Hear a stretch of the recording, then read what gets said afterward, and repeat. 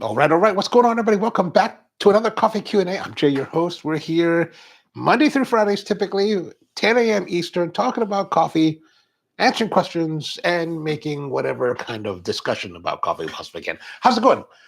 It is October 3rd, which means it's fall here in the United States. And what happens every fall is this crazy thing that people have fallen for called the pumpkin spice latte. And so I thought we'd talk about that because you know what? It's kind of anathemic to what I do. Even the fact that I'm in the coffee business, everyone and their mother loves pumpkin spice. I'm not a big fan of pumpkin spice. Well, I don't think I'm a big fan of pumpkin spice. I am fundamentally against pumpkin spice lattes for no other reason than it's just a kind of silly thing to me. But that doesn't mean we should not explore it. And that doesn't mean that I haven't explored it in the past. What I have tried to do in the past, especially early on, like about 20 years ago, I tried to take pumpkin puree. That didn't work very well. I always wanted to do it in a way that was compelling. But, it's never been a focus. Flavored lattes has never been a focus for me. So what do we have here? I talked to Matt and I was like, hey man, because Matt does a lot of like catering gigs where he serves a lot of, regular people, like non-coffee aficionados, right? Or people that think they're coffee aficionados. You know who you know what we're talking about. The ones that are like, oh, I love coffee. Well, what do you like to drink? Oh, I love the pumpkin spice frappuccino. It's like, right on, brother, right on. All right, so what do we have here? So Matt likes to use Monin, La Syrup de Monin, which is a French brand. So this is their pumpkin spice. As you can see, it's not very full because, I was like, hey, man, can I borrow a bottle? He's like, yeah, man, take whatever you want. And I was like, all right, let me just borrow a little. I only need a little bit. So it's not really full. It's it's almost at the very end. Like, I think it was on the side of his cart because it was like, well, it's not even worth bringing to the event anymore because you're just kind of like one or two drinks and you're done. The other thing we have is this thing called Simply Squeeze pumpkin puree infused syrup. So he had this and he was like, try this also. And I was like, all right, let me try it. So what do we have in here? This has pumpkin sugar. So mostly sugar. Here, look at that. Let's look at this. This is what's kind of crazy about some of these things. Peter, good morning to you. Ola to you as well. Bryant, good morning. Maku, hello. How are you, Maku? Welcome to the show. So as you can see here, we've got sugar. Number one ingredient is sugar. So there is more sugar in this than there is pumpkin puree, which is kind of scary. Glycerol, water, seasonings. Okay, so that means that this has, I guess, pumpkin pie seasoning. Contains sulfites. The seasoning contains sulfites. Sodium alginate. That, I guess, the alginate is there to give some body. Potassium sorbate to preserve. Oh yeah, so potassium sorbate they'll use for preservation. So that's what's in this Simply Puree Real. I guess that's Real, right? The Real infused exotic pumpkin puree infused syrup. I wonder if it's that. Where's it made? 4% juice by volume. Do you see what it says? I can't see if it says anything. Whatever. Doesn't matter. Doesn't matter. U.S. patent. There's a patent on it. I'm going to presume that it's made in the United States. Oh, here it is. Made in the USA. Made in USA. There is right there with the flag. How can you miss that? Made in USA. So there it is. That's good. Now, this one is the French version. I think this is also made. I mean, they have a big plant down in, down in Florida. Or they have a big operation down in Florida. One of the guys I used to know in coffee was the guy that ran I think he ran the Florida operation, but I think he's retired for quite a while. All right, so here, let's look at Monin. Monin being French, they've got the first ingredient, of course, is pure cane sugar, which, because this is a syrup-based beverage, this is unsurprising, right? Pure cane sugar, water, natural flavors, sea salt. So I think that would mean that it's probably just a little bit more than 50% of sugar. But Monin is always regarded as being very high quality as far as the ingredients that they're using and the flavorings that they use. But as it says here, pure cane sugar, water, natural flavor, sea salt. Really, so there's no preservative in this, and I'm kind of surprised. All right, so let's do a little tasting here. Dana's with us. All the white women will be in the chat today. Well, if that's what it takes to get them here, then maybe it'll be pumpkin spice everything for the next 2 months. Devin Torres with us. Hello, Devin. Good to see you. Okay, so first of all, let us have a taste of the product. Let me grab our bar spoon here. We're gonna try this. Let's try this pumpkin real first, right? So this is a brand new bottle, I believe. Yeah, this is a brand new bottle. So we have to open it up and take off the seal for it.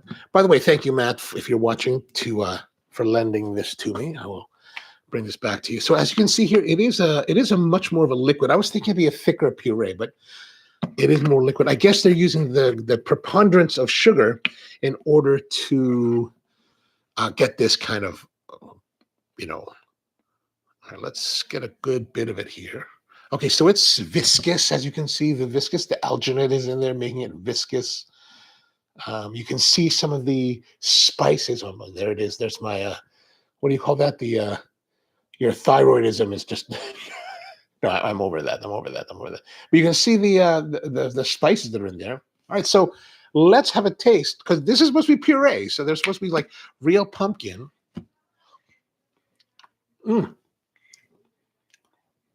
Wow. Those of you who are from America and have been to American Thanksgiving, a big component of the American Thanksgiving meal is pumpkin pie. Oh, that's pretty darn good, actually. So pumpkin pie has a certain flavor, a certain texture. This encapsulates the flavor as well as some of those textural elements. Let me do another taste again. But it does have a high sugar content, because I can kind of feel this. Whoa, I can kind of feel the sugar hitting my blood vessels. But it looks interesting. So that alginate gives a really good viscosity. And then there's even textural, like a textural grit that you get when you're eating, like you would have when you're eating pumpkin pie. Oh, okay, that's very surprising. Unexpected. Peter says we don't get pumpkin spice here. It must be American. Oh yeah, this is very American. Like this is more American than hot dogs. Like you get hot dogs anywhere in the world. You don't really get pumpkin pie, because pumpkin pie. And I remember when I was a child in elementary school, actually not too far from where I live now, there used to be a big field where this farmer would grow pumpkins. And my elementary school class would go there like once a year. Like maybe when we were second or third grade, we would go there on a bus trip and we'd go and pick pumpkins. I don't know why pumpkins are so big in America. Like I guess it's like anywhere in the world. It's something that was able to grow in the season, and they would have this squashy type of food product that would ripen around this time of year. So why did people eat it? Because it was what they could eat this time of year during seasonality. And one of the interesting things, I was listening to a podcast. I think it was the Cooking Issues podcast with Dave Arnold, or it could be another one. But no, I think it was. I would think it was a different. I think it was not Dave Arnold. I think it was the one with Bull.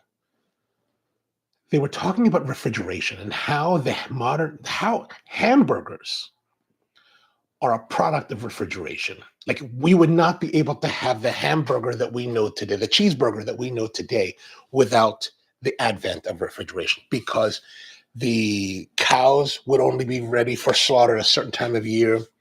The wheat would only be ready to be milled, to be harvested and milled at a certain time of year. The vegetables that we use would only be available during the summertime, so you couldn't have lettuce and tomatoes, any other time of the year. So everything about it was like, everything about the burger today is because of refrigeration. I was like, wow, that is really kind of fascinating. So why do we have this here in America? It's probably because, at some point in time, the Indians, who the Caucasians came to slaughter, probably taught them how to grow pumpkins so they could eat during the approaching winter. So thanks for teaching us how to eat. Let us slaughter you now. And then I guess they found, and so what would be in this? I would think that there's mace and nutmeg and things like that, things that are very English as far as spice, right? That were imported to from the UK or from England at the time to the colony of the time. And that's what they had. That's what they used. And so I guess to me, that's what I would think is the advent of pumpkin pie and why pumpkin is, popular here, but never heard of outside. I'd like to say you're not missing anything, but I do find joy in a pumpkin pie. I do find once a year, not always. Anton says that do you have to try signature drinks in competition? Do you remember any in particular, maybe particularly good? But you know what? Yes. So as a head judge, in a competition, those who may not be familiar, a barista competition will be a competitor presenting to 4 sensory judges who are tasting the drinks. And they are presenting an espresso round, a milk round, so basically milk and espresso together, and then a signature beverage of their own creation that uses espresso. And that can be pretty much anything as long as there's no alcohol or any kind of illegal substance. And if I'm a sensory judge, of course, I'm tasting it. And as a head judge, I will taste the beverages after the fact, meaning that after the judges themselves, the sensory judges have tasted the drinks, as the head judge, I will taste the drinks after that. This is because the head judge, in our role as overseeing our judges, and we want to have a better idea of what the judges experience so that as we have a discussion post-competition, post-performance, where we review the scores of the judges, and generally the idea of reviewing is just to make sure they're in line with their experience, right? And so I do taste the drinks, but you know what? How many drinks are memorable? Like, I remember one that was memorable because it won the world championship one year. And I thought it was absolutely ludicrous that it won. And everybody was freaking out about it. Everyone was like, oh my God, it's so amazing. So here's what the competitor did. The competitor went out, had the espresso, and told the judges to try the espresso. And what did they taste? And he had a selection of ingredients that were represented in the espresso. And I believe this has been like maybe over 10 years ago, but the judges, let's say they said, we taste chocolate and blueberries. So he would take chocolate and blueberries and infuse them into water.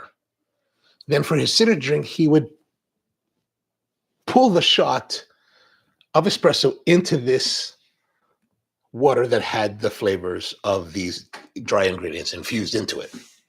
So he would do this dry infusion or like a wet infusion on stage, then pull the shot, put it on to serve it to the judges. And everyone was like, oh my gosh, it's so amazing. Like the flavors were so compounded. The judges were like, oh yeah, this is great. And all I remember was watching and I was like, this guy just made a flavored Americano and won the world championship. And I was like, what? What? So sometimes you see things like that, and I don't know, maybe I'm just overtly critical. But I was like, that's just so. It's just pandering to me. It's just pandering to like it's a difficult thing for me to say because sometimes you wonder, like, are the judges even capable of like critical thought of some of the things they've observed, or do they have enough knowledge and experience in the field and in different fields to really give a great evaluation? I had an argument with a bunch of people once, a bunch of judges, and when I was on a panel, when I was a sensory judge, I was like, here's a competitor that's wearing a what's it called? So one of the rules is that you have to wear aprons. It's very specific. You must wear an apron. And any kind of apron will do. And this one competitor came up and he was wearing he was wearing pants. And then on top of his pants, he was wearing the type of Japanese pants that you'd wear like with like a hakama, not a hakama, but oh yeah, with a hakama, right? And so, and I was, it's a 1 point thing, but I was like, they were like, well, everything good? I think aprons. I was like, and all the 3 other judges were like, yes, and I was like, no. And they're like, what do you mean, no? I said, well, no, the guy wasn't wearing an apron. The guy was wearing pants. And I had this big argument with them, and I was like, and I'm arguing over 1 point. It's kind of stupid from that perspective, but it's like, it says apron. It doesn't say pants. And these are pants. And I'm like, I'm an Asian guy. I'm the only Asian guy on the panel. And I'm like, wait a minute, this is not the deal. And they forced me to change the score to like, yes, but I was like, this is not an apron. Anyway, but so what are the memorable ones? I don't really remember a lot of them. Like flavor-wise, I don't necessarily remember a lot of them.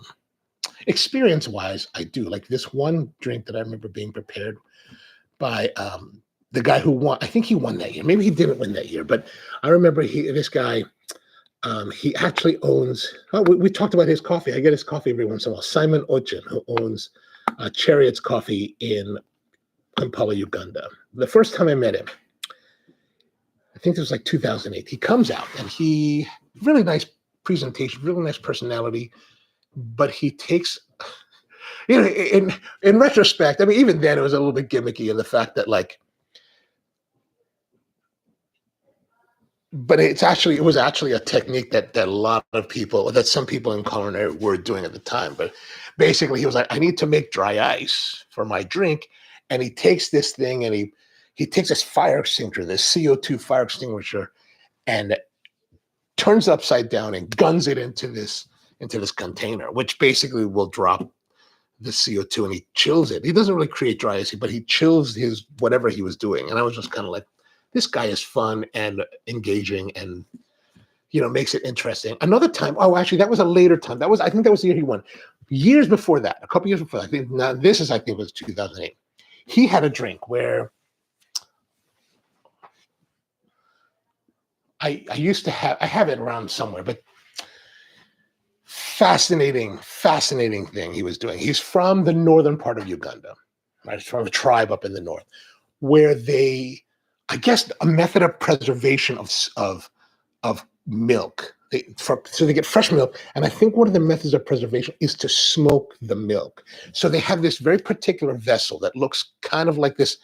Imagine like a volcano, like made out of wood, but kind of black looking. Like it's I don't know if it's tarred black or colored black or smoke black. I don't know what it is. He gave me one a couple years later. It has a little cap, a little woven cap you put on top, and you carry that around. This is the vessel that you carry the milk in. But before you do that, there's another like clay piece that you put this hay into it, right? This local hay, and you burn this hay. And you take this empty vessel and you put it on top and you collect the smoke, and then you put the milk into it, and then you do whatever you want. I guess you carry it around, take it home, walk with it, drink like a thermos. I don't know what they do, but he made his signature drink out of that. And I remember that very vividly. I remember not liking it. Like, I'm not a big fan of smoked milk. Like to me, it's kind of strange. But I just remember, again, with him was everything. He was very engaging. He was very entertaining. He was very, innovative in the drinks that he was doing. I don't remember the exact drink. I tend not to remember a lot of the drinks unless they were super like incredibly somehow amazing. I just remember details, right? There was one year, the first year I was in the Philippines.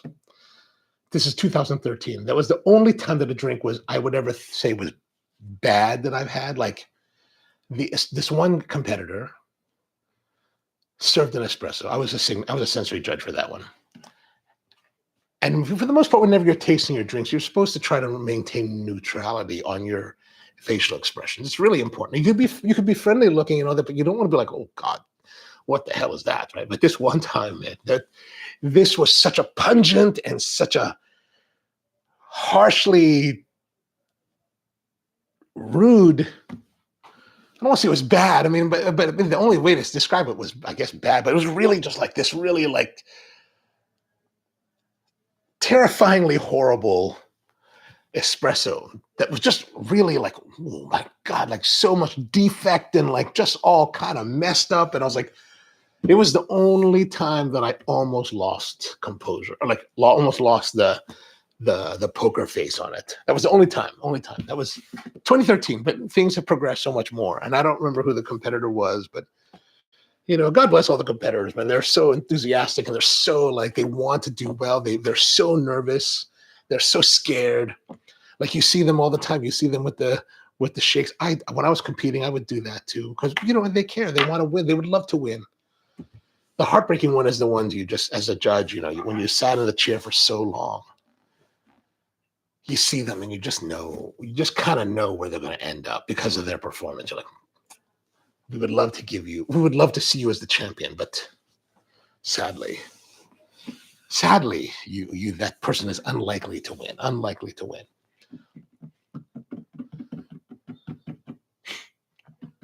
Oh, Marco's asking, where's here Peter? Peter is out in Asia. And even my go-to local French bakery got on it with a pumpkin pie macaron. Oh, wow. Where is that, Maku? I'm interested to know where that is. Kelly, a lot to you. I guess I'm presuming that if you're joining us now, you've made it back to Bangkok. Good to see you got back. Sounds almost like, I think you're referring to the one with the basically the flavored Americano. Yeah, I thought that was cheap. I didn't think it was cheating necessarily, but I just thought it was like, really, you're awarding that? I was like,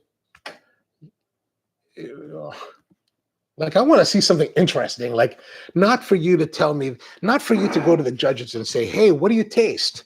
And as a judge, I'm like, well, I taste chocolate. I taste blueberries. I taste nuts. Okay, let me take the chocolate and blueberries and nuts, and I'm going to put it in this hot water that I'm going to infuse for my performance, and then I'm going to come back and I'm going to strain that out and pull a shot on top of it and then serve it to you as my signature drink. That to me was like, this is an Americano. I was like, how does this win? I was like, and I had drinks where I was like, I did this one drink where we used lobster.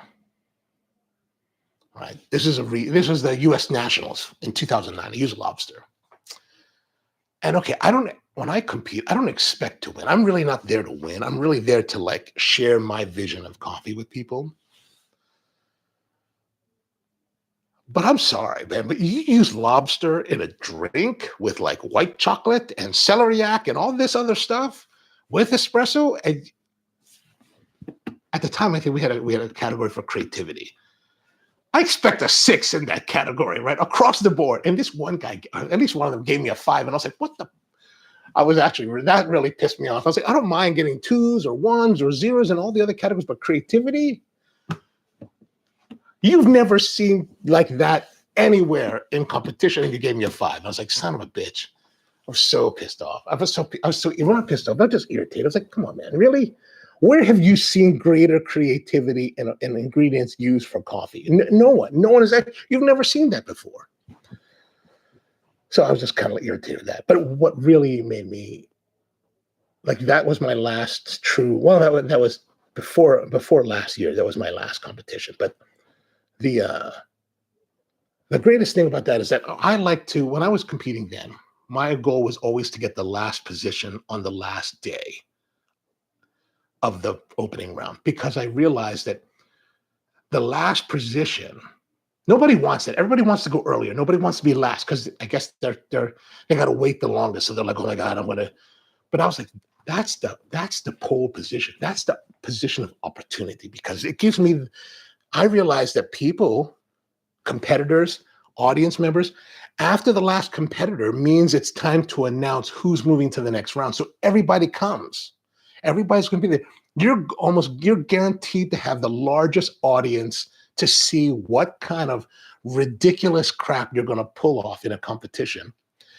And so that's the position I wanted. So every time I entered, I called up the coordinator. I said, hey, Michelle, I want the last spot. And she gave it to me because nobody else wanted to be there. And I was like, that's the one you want. Like, nobody watches the middle rounds, the early rounds, the beginning round. Nobody watches those people. And I would watch them. I would come through them and watch, and there's nobody in the audience. But the audience was full. And so this last time, I did that drink with the lobster. And by this point in 2008, they'd already started talking to the competitors after, which was great because for the next half an hour or so, I got to talk about the drink. I got to talk about philosophy of coffee. I got to talk about hospitality and service because they needed to fill. The host needed to fill. And I was like, I'm happy to talk. And it was a pretty big audience in a pretty big convention center at the Oregon Convention Center. And I remember the next day I was at Billy Wilson's Barista coffee shop. This older gentleman came up to me. He's like, hey, did you compete yesterday? And I that year, I don't think I made it into the next round. And he was like, I don't say, oh, yes. And he was like, you know, I came to see my grandson compete. And I was there in the audience. And I was sitting, he said he was sitting way in the back, like up in the draft, up in the bleachers. He was like way in the back. I sat way in the back. And I just wanted to tell you that I felt like you were talking to me. And I really enjoyed that. And I was like, whoa. To me, I was like, wow, that was it. That was it. Actually, I don't need to make it to the finals. I don't need to win. But if I can reach someone with hopefully what is a positive message of coffee, what more could I possibly ask for? So to me, that was like an incredible experience, incredible win, despite not even making it to the final. So anyway, that's a lot of talking. The bakery is called Renaissance Patisserie in Charlotte, North Carolina. Down in Charlotte. Nice, nice. How are you affected by the storms? The coffee's not great, but the macarons are. Oh, nice. Well, you know, sometimes you can always get coffee elsewhere and bring the macarons with you, so that's good. Yes, Kieran's back in the BKK. And Peter says, I taste failure. So I guess raw oyster latte wouldn't work too well. You know, the last time I competed, this is an idea that I'd sat on for like maybe 10 years because I didn't compete. After 2009, I didn't compete until 2023 because there was a spot. Was it January 2023? They brought one of the regional competitions, the regional U.S. competitions. So nowadays in the United States, they have these regional competitions where you have to qualify to move to the nationals. And in January 2023, they came to Baltimore. And I was like, Baltimore? Well, you're my city. Like, the effort for me to compete is very minimal, right? Like, I'm not going to travel to another part of the country to compete. Like I'm not going to go far. Maybe Philadelphia, but I'm not going to go far. And I'll tell you what the Philadelphia thing is. But this time, I got a spot. And I was like, I'm going to use this drink that I've been thinking about doing for many years. Basically, we're taking the ultimate expression was not what I did, but I had been collecting oyster shells for a little while. Like every time I have oysters somewhere or buy oysters, I would look for the right shell, the right depth, the right shape, because what I wanted to do was to take that shell, create silicone molds out of them, right? And then make white chocolate oyster shells. I didn't end up doing that because I was like, I don't know, I didn't really have the time by the time I got a spot in the competition. So what I did is I went and got some king oysters from Boston, Massachusetts. And these are really large size oysters, like these guys. Like what's the name? Island King or King something, but they're like from Massachusetts. They're massive. And so basically for 2 weeks, I was eating oysters, just trying to find this right one. So I'm buying all these oysters, I'm eating them, and have a great time at it. So you take the oyster shell, clean it all out. And then what I'm doing is I'm actually like lining it with white chocolate. So tempering white chocolate, coating the interior with white chocolate. And then for the actual drink, it was shot of espresso in each, right? One shot each shell had one shot. Then we used a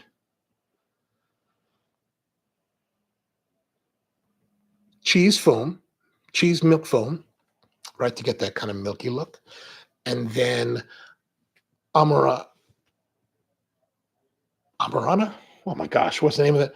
the Fabri cherries, the ones that come from Italy, the little tiny round, really dark ruby cherries, in there with just a little bit of the juice. Oh, so first it'd be the shell, then the cherry with a little bit of its juice, shot of espresso, and then the cream cheese foam, the cheesy salty foam made with cream cheese and a little bit of salt on top, and you shoot it. That was my last signature drink at the competition. I think the judges said they drank. And I did qualify to move on to the nationals, but since I was actually a judge since I'm actually at the time I was still a rep for World Coffee Fest, I declined the placement of the national, because to me it's like, if we talked about this in our one of our judges like forums, it's like at a very low level, there's no conflict because I'm at the very, I'm judging at the very highest level. So for me to compete down there was never, any of us to compete there at the lowest level was never, it's not an issue, especially if you're not taking a spot from someone. And I only got a spot because nobody else wanted to sign up. And, I wouldn't have if I was competing at the national level, I could see that being more of an issue. Anyway. Oh, yeah. Anytime, Anton. Anytime. Luckily, Charlotte wasn't affected too bad. Okay, good to hear. Good to hear. I have some friends in Asheville. Tough times. And Peter says we have oysters here at the side. We need to come and try those. Okay, so let's try this Monan. We tried the puree. Let's do the Monan. Set that down before I spill it. So as you can see, a very different type of product. It's typical like coffee syrup, very clean, very clear. Looks nice. How does it smell? Smells more benign and maybe slightly more slightly medicinal than compared to this. Really does have the aroma of pumpkin pie, where this is just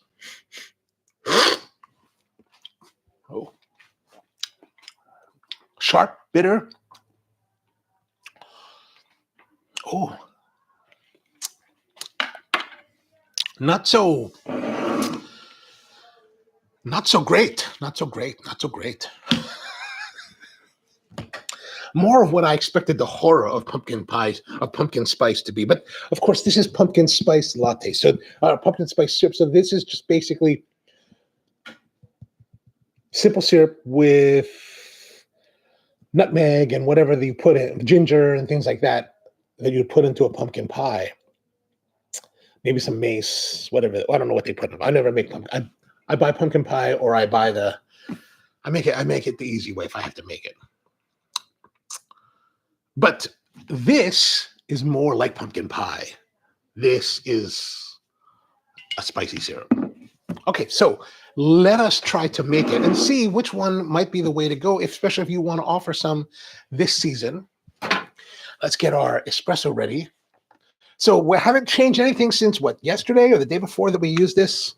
I think yesterday, we did this yesterday. So everything is pretty much the same setting. We're going to grind out a little bit of what may be still in the burrs. Remember that if you leave your grinder sitting, even though I brushed everything out yesterday, there's still going to be some ground coffee in the collar in between the burrs. So you want to get rid of that. Probably that's good enough. Just grind through that so that you get the freshest coffee available. Okay. And then we make sure your portafilter is clean. Oh, a little bit dirty there. Uh-oh. Oh. That was strange.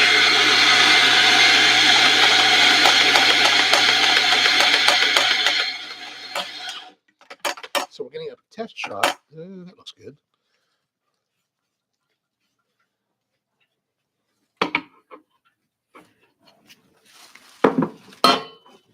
That could be a little bit low.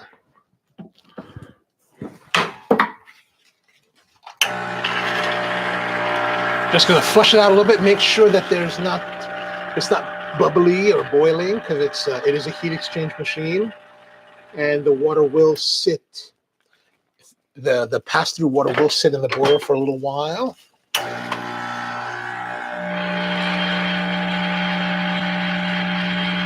Ooh, this feels like it's taking longer. Well, maybe not too bad. Oh, maybe we could have a little more resistance. Oh, that's a bit too much. Got a little bit of overspill here on the sides. Okay, let's have a look here. Oh, I think that looks fairly nice. Nice little bit of flecking, the reddish-brown crema flecking. No real heavy blonding yet, so I think we probably stopped it at the right point. Peter says, no, the smaller oysters taste better. Yeah, I guess there's nothing like putting a big oyster in your mouth. It's not so. All right, let's have a taste, see how we're doing. Maybe that is still too hot. All right. Kind of what we're looking for. Now, pumpkin spice latte. I'm not going to make a. I guess I won't. I guess we will make a latte. We'll make a latte.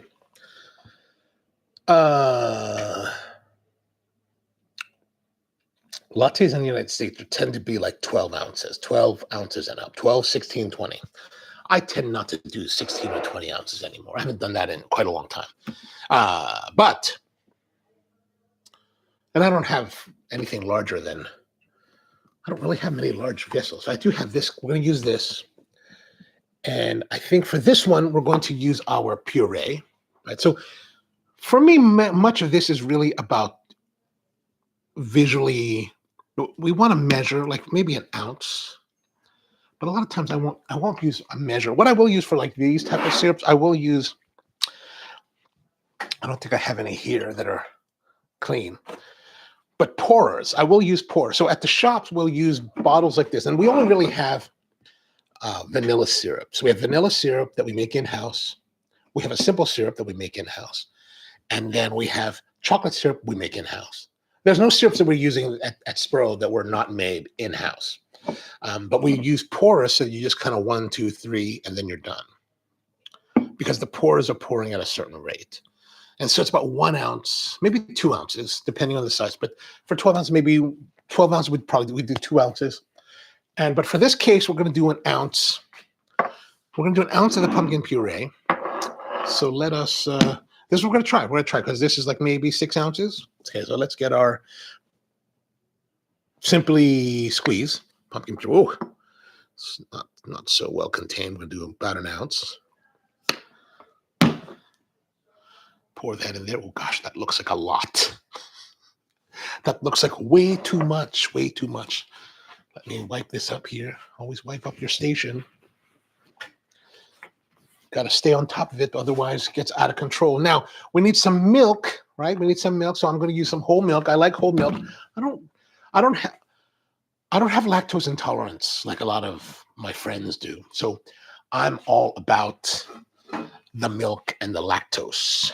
Now, if you can't stand that kind of stuff, of course, go with whatever works for you. But I'm going to use whole milk. This is whole milk from the local grocery store place called Food Lion. Just regular commercial milk. Still got some time, October 17th. So not bad. We're going to pour it. It's a brand new one. Let's pour it out. We've got a 20-ounce pitcher. I'm going to pour probably just about that much, right? Just down to just below the spout. I don't know if you can see that too well. I'm going to pour that. And we're going to steam. We're going to pull the shot. So what we're going to do, we're going to pull the shot first. And then we're going to steam. In a commercial environment, we would actually do this all at the same time. But I think for our purposes, we'll do it a little bit slower. We'll do a little bit slower so we can talk about it, what we do. And I like to put the syrup first, whatever syrup we're using first, pull the shot on top, then mix it together so we get good combination, and then pour the milk over it to do whatever we want. And you can see here, there's a lot. You can see the particulates in there. It really is. I think this is really an interesting product. I'm interested in this product now. Okay, so let's go back to it. We're going to go back and do more espressoing.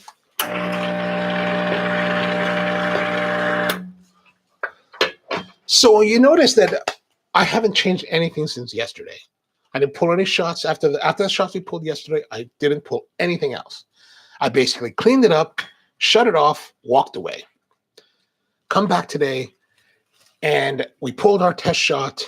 Looks fairly good. You notice we haven't really had to fiddle with the grinder or the grind at all. I've really come to find that once you have things set up, the need to mess with it is really mitigated as long as your conditions are relatively stable. Like I'm at home here, and this is actually set up in the basement, so it's kind of relatively temperature and humidity stable right now. The ambient temperature outside isn't terrible, it hasn't been fluctuating, so I really have very little need to changes. And this is like the summer has been, of course, the highest humidity of the year. Okay, so let's go back to it. So you can see we let the moment for it to drip out, and we're going to wipe this inside, clear it all out of any liquid or any kind of old. Use grounds, always make that nice. Grind some more coffee.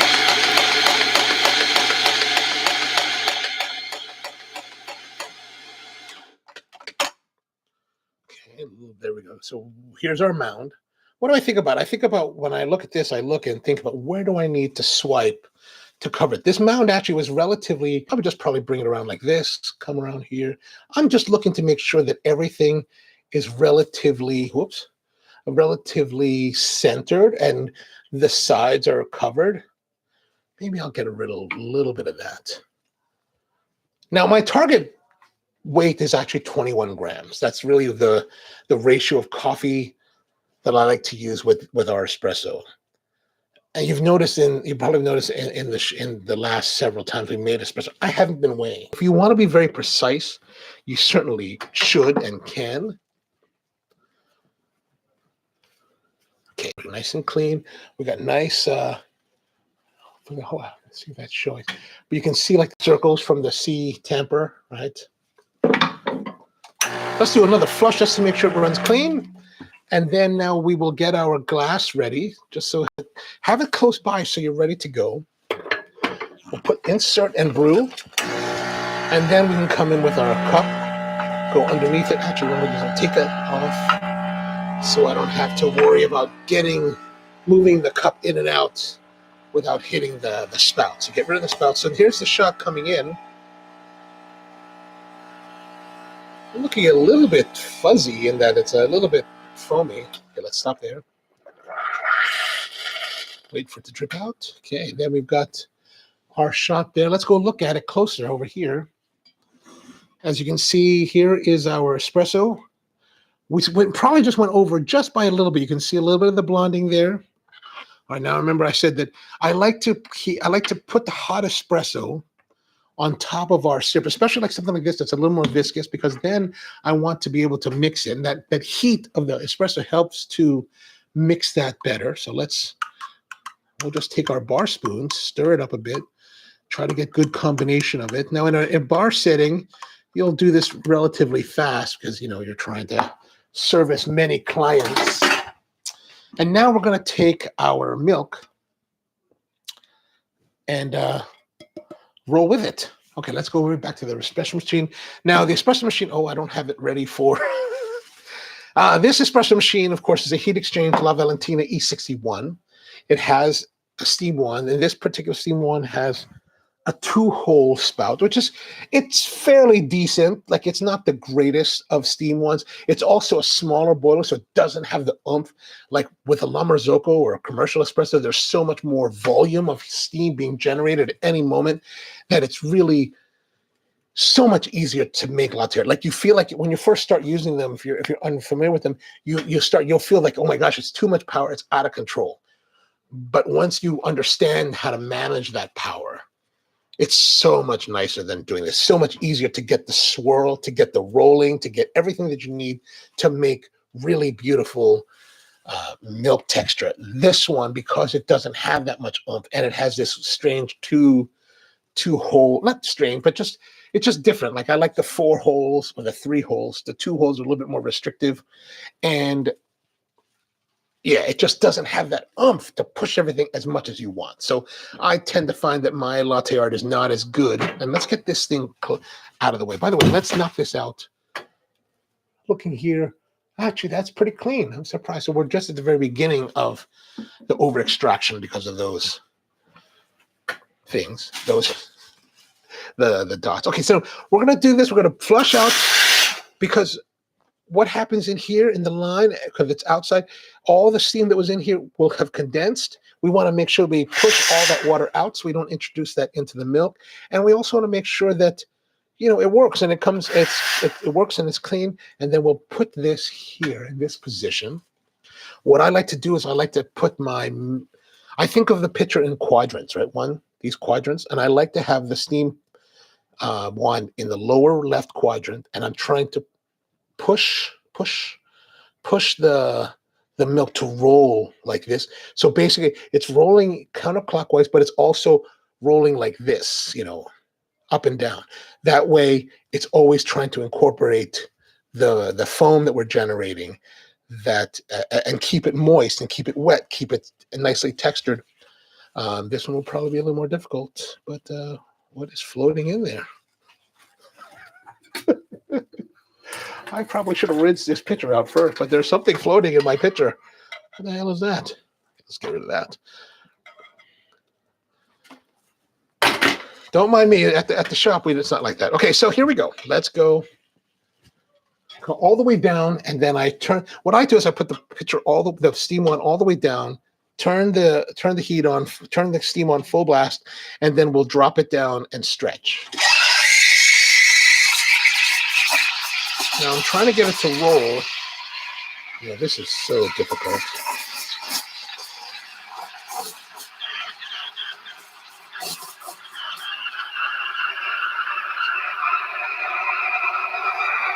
Yeah, it's definitely, see, as you can see, it's harder to get it to. Gosh, so I don't know how you guys do this. This is so much more.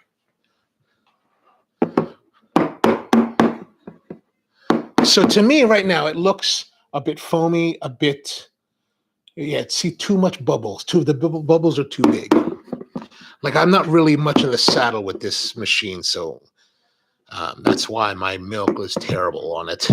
Just utterly, this is terrible. Maku asked, how much does humidity have to change before you adjust your grind, or do you just test and adjust? Yeah, it's really a matter of testing. That's why we taste first, right? So I pull a shot before we ever do anything with it, because I want to see where are we with it. Do we need to make an adjustment? And if it tastes the way that you want it to taste, then there's no need to change. At least that's my philosophy. Which is why I don't understand some of these baristas. You see them talk about, like, every morning I come in and I got to spend at least 15 minutes to half an hour to dial in the grind. I'm wondering, what are you dialing in, dude? What are you dialing in? There's nothing to dial in. Gosh, I think some of them are just like, you know, want to make themselves feel more glorious. Okay, so we're going to tap this, try to break some of those bubbles. We want to keep it, making a mess. Want to keep it swirling to try to control, you know, to try to always keep it liquid. And let's pour. I'm not expecting glory here. Oh, that is just terrible looking. What is that? Emily Bryant, I am not. Yeah, that's a good suggestion. If you want to see latte art made very well on YouTube, especially on like home style equipment, watch Emily's videos. She's much better at latte art than I will ever be. Like, I am not a latte art kind of guy.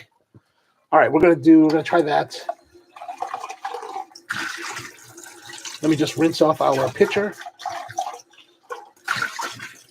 And I like to rinse pitchers with cold water, because we want to, and in a perfect world, we will keep the pitchers also in refrigeration when they're empty, because we want to keep let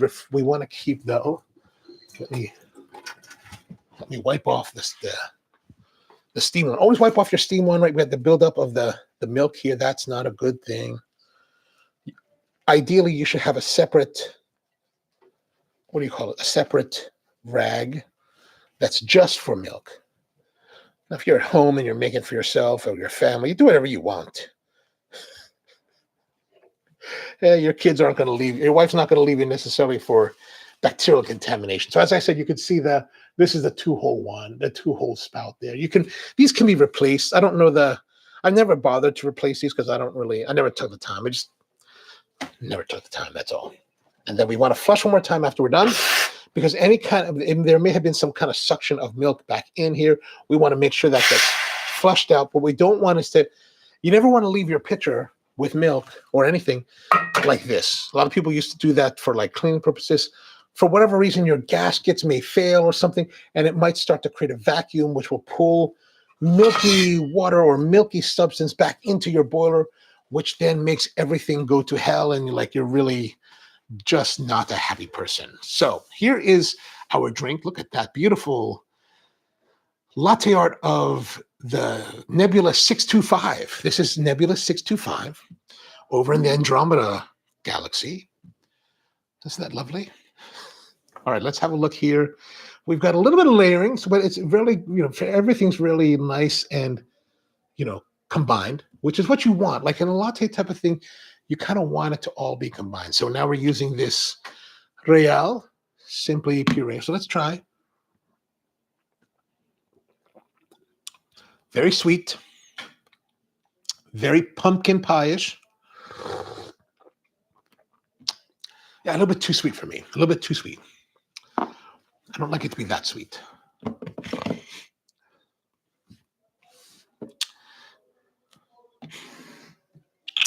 Maku says, Emily drops her pitcher and accidentally forms a rosette.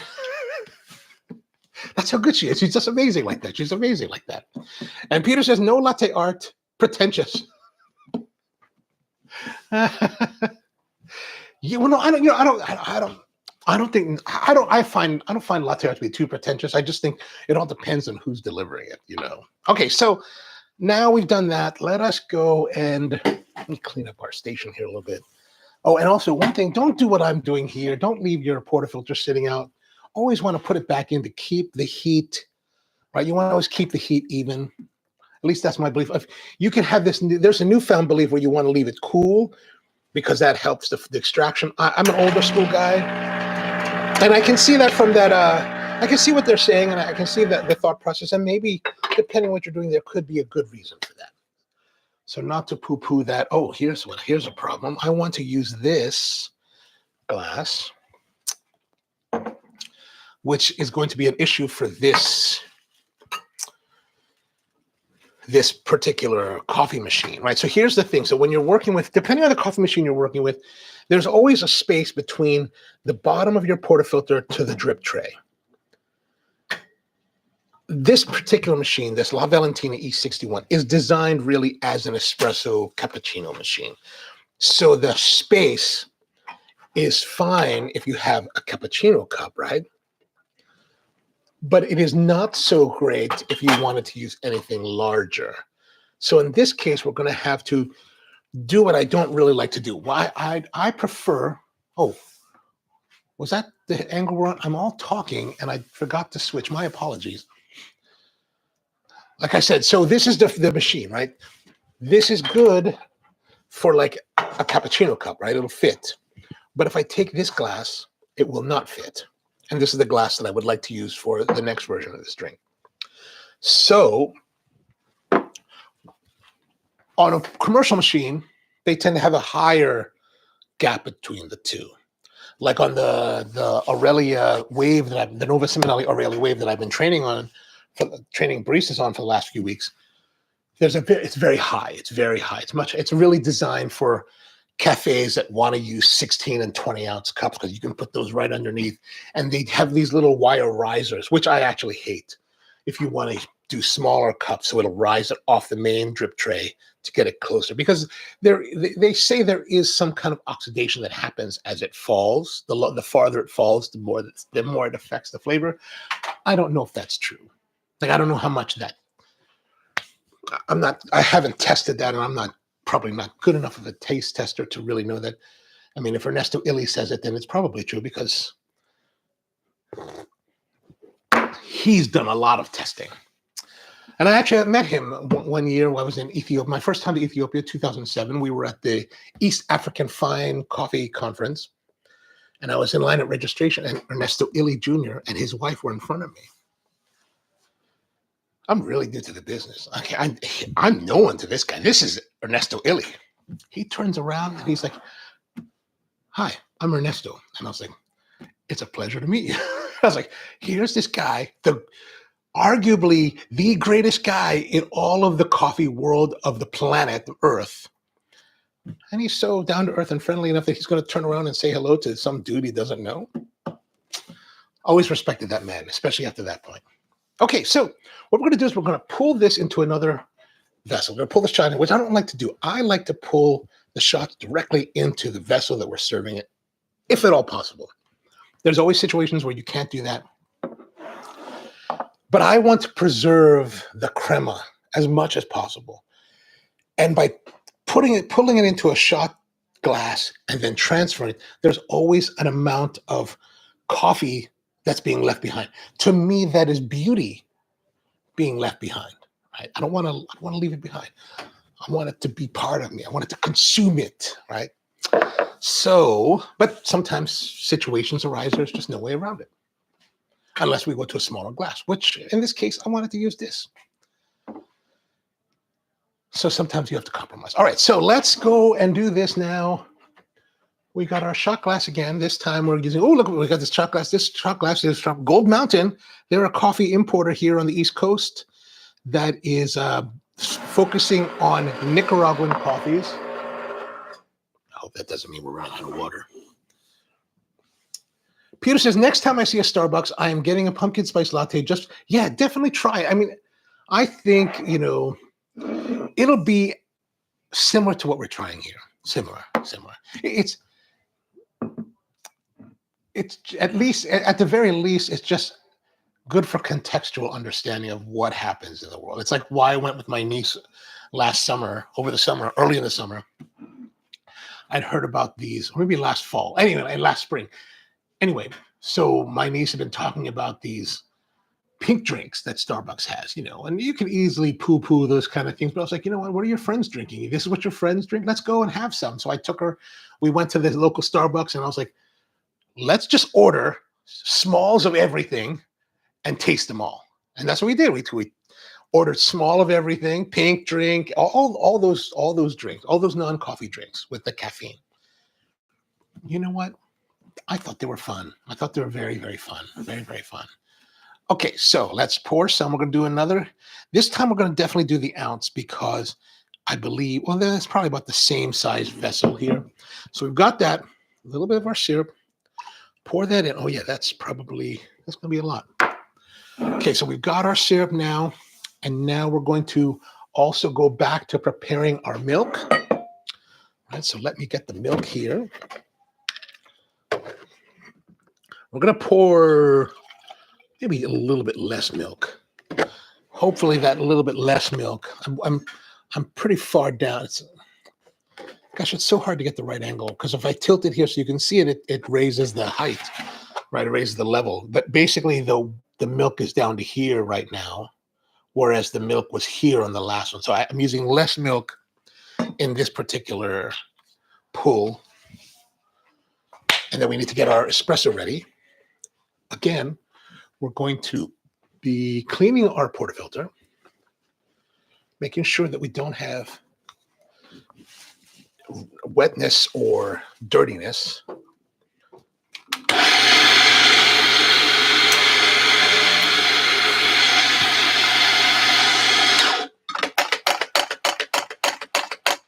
Now you notice I'm not really cleaning this out between our shots, mainly because we're actually in a pace where we're constantly pulling shots, right?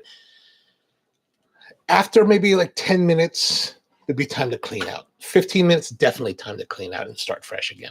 But we're doing this in less than 10-minute intervals because I'm babbling. Then I don't worry about losing it. Now we've got this one, as you can see here, a little bit of a different kind of dose. Big clump right here, big clump, a little bit down here. So I'm just going to push it around a little bit again. I think this is probably all the coffee that I want. Like I don't think I'm going to slosh any out. I'm going to go here, get our C+ temper. I think these are called C+ tempers, at least the bottom pattern. Now, I would almost put this back down here, but I didn't. I'm going to put it back here, partially because that's home, but also I noticed that there's now some residual water here. And if I put the tamper down on it, it will get wet. And then the next time that I tamp, it will gouge the surface of the coffee bed, which is what we want to avoid. So another reason why you always want to have a home for it and not just drop it, haphazardly, but also you always want to be cleaning as you go so that you can keep your station as clean and not just clean, but also efficient. Efficient is really the key. Okay, so we're ready to go. I should have put the spouts back in for this one, but that's all right. Okay, here comes the flow. Maybe I should have put a little bit more coffee in this. Seems a little bit fast. All right, we're going to stop right now. Boom. There's our shot. Let's come back over here. How does our shot look? Not too bad. Not too bad. Now we're going to pour this directly. And because of the viscosity of this Monin syrup, I don't necessarily need to stir it like we did the other one, because it pretty much, by putting it in with a little bit of force to force it down, it combines it pretty well. So we're not going to worry so much about that. Now, time to steam the milk. Hopefully we can do a little bit better. And then maybe if I do a nice job, I can send the link to Emily and be like, hey, what do you think about my latte art? It's terrible. Please stop doing that. I'm sure will be the response. All right, here we go. Now, I already flushed it out, so I didn't flush it out again this time. All right, here we go. Come on, baby. Come on. See, I started too aggressive.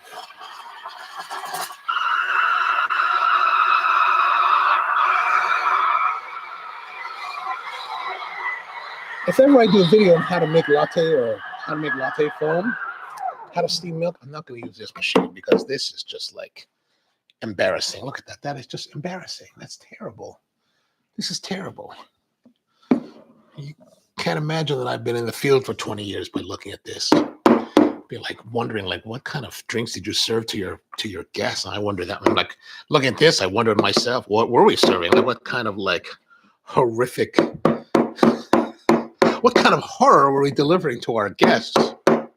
So what I'm doing is here, I'm tapping it, right? So there's little bubbles here. So I want to tap and swirl, right? So I'm tapping it to try to break those as much as possible and swirling to make sure that we keep the drier foam mixing with the wet milk so that it's easier to pour. It's less, it doesn't separate as much, and just will be a nicer experience at the end of the day.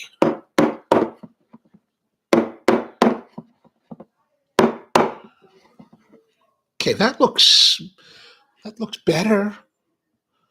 That looks like we might have something serviceable, better than this rubbish. Okay, let's go. Huh? Too terrible. Too terrible. Not enough aggression, not enough foam, not enough aggression in the pour. Not enough experience. And if you look here, like, I don't know if you can see this, like, yeah, I didn't stretch it enough. Like, look at this. This is like a flat white. This is like, wrong button. This is like a flat white. Look at that little tiny, this is Australian drinker's dream right here.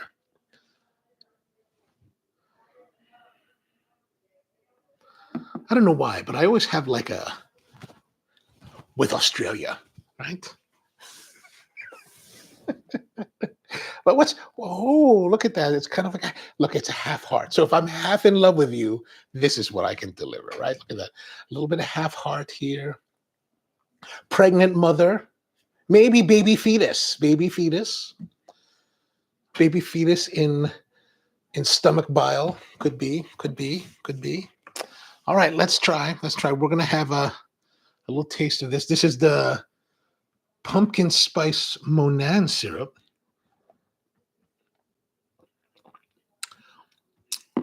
Yeah, I think this Monan sip has a little more presence of ginger. That's where that harshness is coming from.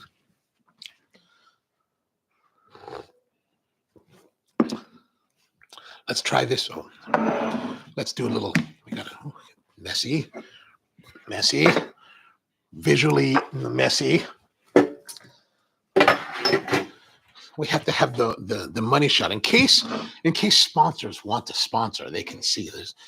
We have Monan, we have Real. So the Real, an ounce, I think volume-wise, they're pretty close, right? I think this has a little more volume than this one. I didn't measure them. Sharper. Yeah, definitely. That's the ginger sharpness. There's more ginger forward. This is more ginger forward. This is actually more like a pumpkin pie. So I would say this is pumpkin spice latte. This is pumpkin pie latte, which is different, which will be different. This will be closer to taking a piece of pumpkin pie and blending it into your milk, which is probably something that I should do. Like those guys at Portillo's in Chicago, they take the whole slice of chocolate cake with chocolate frosting. They shove it into this container. They put it with milk. They put it with ice cream, and then they blend it, and then they serve it as their chocolate cake shake. I tried it. It is absolutely disgusting. Like, it is hard. It's not disgusting, but it's like, from the perspective of so if you have diabetes, it's terrible for you. It's like the worst thing you could possibly try. It's like sugar, milk, ice cream, and chocolate cake. Like, God, it is worth trying, like, to experience it. Like, I bought it because I was like, I'm going to try it because I heard so much about it. Would I do it again? No, it's not my thing. But, you know, it was terrible. It was terribly decadent. Dylan, avant-garde latte. Thank you. I appreciate that. Thank you. My baby fetus says thank you. The abstract broken heart. Maybe that's really a reflection of my soul. I think that's what it is. Reflection of my soul. My intended fiance left me, and that's just how I've been ever since. That could be. Okay, so what do I think? That sharpness from the ginger, I just don't find that. I think that detracts from it. I like the Real because it's rounder. It's got the way the spices and the pumpkin come together are much more enjoyable, much smoother, much more complementary. This is sharper. That ginger makes it really sharp. So for me, I would go with the Real pumpkin puree. I have links to both in the description in case you want to order. They are Amazon links, so if you order, I will get a little bit of... I don't get very much. Like, I calculated the other day, from 2021 to today, I think I have... of those Amazon affiliate commissions I made like a whopping $107. Finally, I can give up my life of crime. All right. That's pretty much for today. Tomorrow, we're coming back with more espresso drinking and making with our Kenneth Kano series. We're going to go and do the Durian Americano tomorrow, so be sure to tune in. Durian Americano coming up. Yeah. All right. Time for me to go run and take a day off. Well, actually, I got to go run up to run up to this place about an hour away to pick up some supplies. So, co-fermentation coffee with pumpkin. Oh, that would be interesting. Man, people will be so upset. People are so upset about this co-fermentation thing. I don't really get it. Actually, there's an article on Perfect Daily Grind that has something to do with that. I'm going to respond to that maybe before I take my drive. All right, so back again tomorrow, 10 a.m. Eastern time. Hope that you can take out the time, come and join us. Otherwise, thank you very much for tuning in. Great to see all of you. No, don't do... It's happening, man. It's happening. Come and find out how wonderfully horrific it turns out to be. All right, until then.